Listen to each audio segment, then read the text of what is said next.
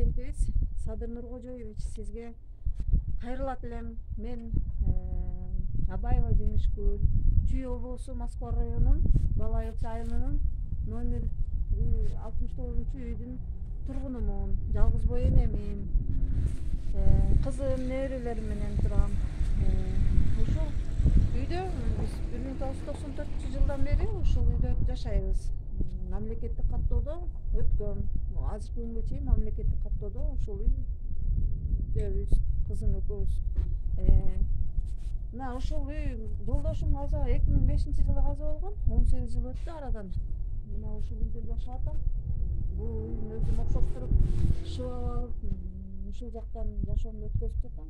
Бул чоңтан болсо талкаланып калган, бул жак свалка, мындайча айтканда, буяка көптөгөн эмгектер экен. Мунун баардыгын тең тазалап, бузса бузуп, ошо жашообузду улантат элем. Ошо оюма койсо, жакшынакай жашоодо бактылуу болуп жашагым келет.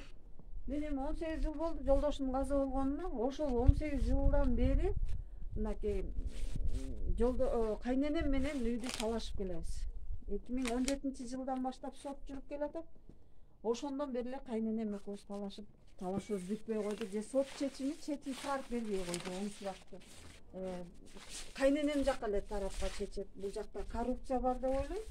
Бул биринчиден, экинчиден кайненемдин кудасы, кайнемдин экинчи аялынын кайнатасы сот болуп иштеген. Ошол кишинин катышуусу деп ошол киши катышып, сотторду тааныш билишке салып, ар кандай чечимдерди чыгарып, кызыл китебим турса дагы кайненемди фактически көрсөтүп атат.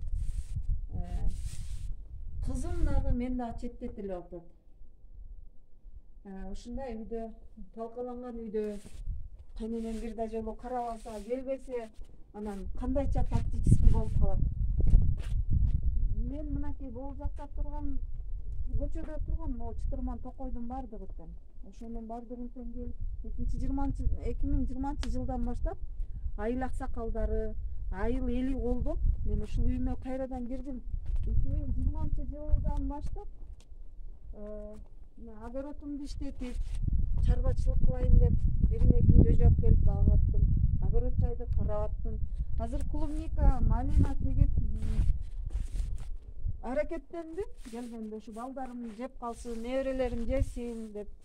Эми ушул экил дагы өсүмдүккө дагы зыяны келет экен. Ушул сотко, тияка, бул сотко деп чуркап